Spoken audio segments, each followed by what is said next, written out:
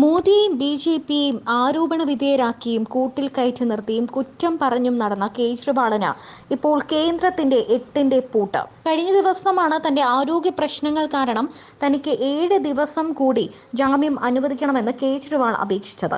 എന്നാൽ അതെല്ലാം ഇപ്പോൾ വെള്ളത്തിൽ വരച്ച വരയായി മാറിയിരിക്കുകയാണ്. നരേന്ദ്രമോദിയോടാണ് ഏറ്റുമുട്ടുന്നത് എന്ന് കേജ്രിവാൾ ഒരു നിമിഷം മറന്നുപോയിരിക്കണം. ഇപ്പോൾ ജൂൺ 2 തന്നെ എട്ടിന്റെ പൂട്ട് മോദി സർക്കാർ കേജ്രിവാളിന് കൊടുത്തിരിക്കുന്നു. ഇതോടെ രാഹുൽ ഗാന്ധിയുടെയും കേജ്രിവാളിന്റെയും ഒക്കെ അവസ്ഥ വളരെ കഷ്ടത്തിലായിരിക്കുകയാണ്. ജാമ്യം നീട്ടണമെന്ന ഡൽഹി മുഖ്യമന്ത്രി അരവിന്ദ് കേജ്രിവാളിന്റെ ഹർജി തള്ളിയിരിക്കുകയാണ് സുപ്രീം കോടതി രജിസ്ട്രി. അറസ്റ്റിനെതിരായ ഹർജിയിൽ വിധി പറയാൻ മാറ്റിവെച്ച സാഹചര്യത്തിലാണ് ആവശ്യം അംഗീകരിക്കാനാകില്ലെന്ന് രജിസ്ട്രി വ്യക്തമാക്കിയത്.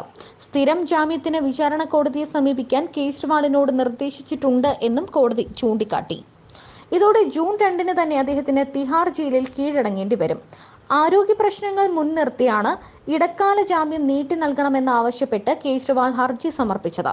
മുഖ്യമന്ത്രിക്ക് ചില വൈദ്യ പരിശോധനകൾക്ക് വിധേയമാകേണ്ടതുണ്ടെന്നും അതിനാൽ ജാമ്യം നീട്ടി നൽകണമെന്നുമായിരുന്നു ഹർജിയിലെ ആവശ്യം.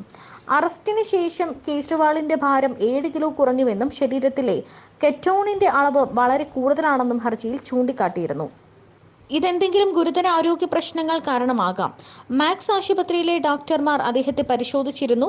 PT-CT സ്കാൻ അടക്കം മെഡിക്കൽ പരിശോധനകൾക്ക് വിധേയമാകേണ്ടതുണ്ട്. അതിനാൽ ജാമ്യം നീട്ടി നൽകണം എന്നായിരുന്നു ഹർജിയിൽ പറഞ്ഞിരുന്നത്.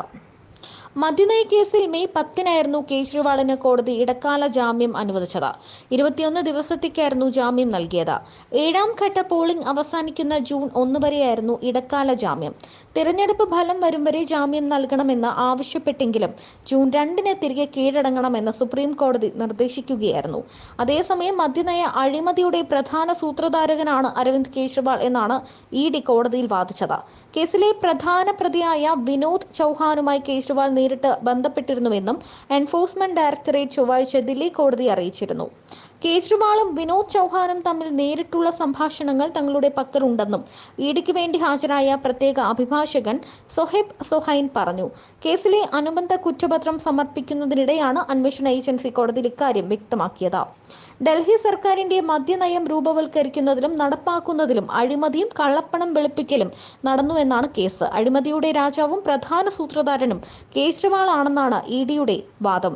എന്നാൽ ഇതോടെ കേജ്രിവാളിന് ഫലം അറിയുമ്പോൾ BJP ജയിലിൽ കൊണ്ട് ലഡ്ഡു കൊടുക്കുമെന്നാണ് BJP പരിഹാസരൂപേണ പറയുന്നത്.